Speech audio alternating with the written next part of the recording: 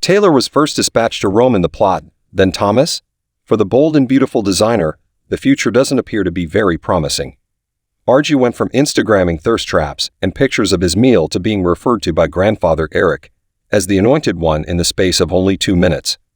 RG has never sketched a frock on his own, much less started a fashion line, yet even Dad Ridge thinks his and Brooke's son is more artistic than his and Taylor's son. The twist initially appears ridiculous but endearing.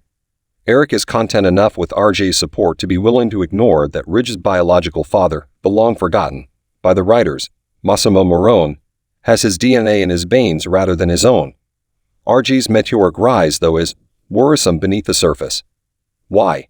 It does so because Taylor and Thomas have historically been treated unfairly in the soap opera. We'll never know how Steffi was able to dodge this specific curse.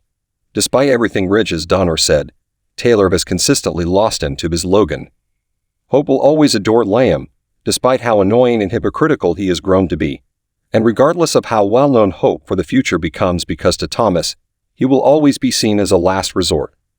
Thomas isn't even permitted to be in a committed relationship.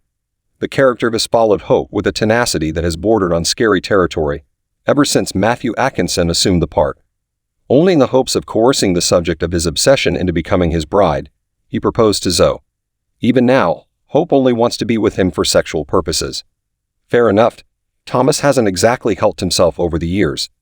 His early molestations of Hope weren't exactly the stuff of a romantic lead.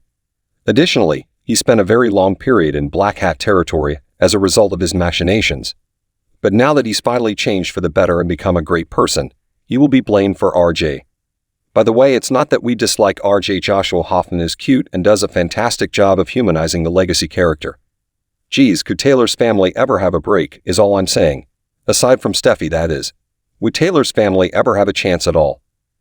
It's bad enough that Ridge treats Taylor like May when she's amazing, but it's even worse that he now sees RJ as a revelation, while dismissing Thomas as, essentially, adequate.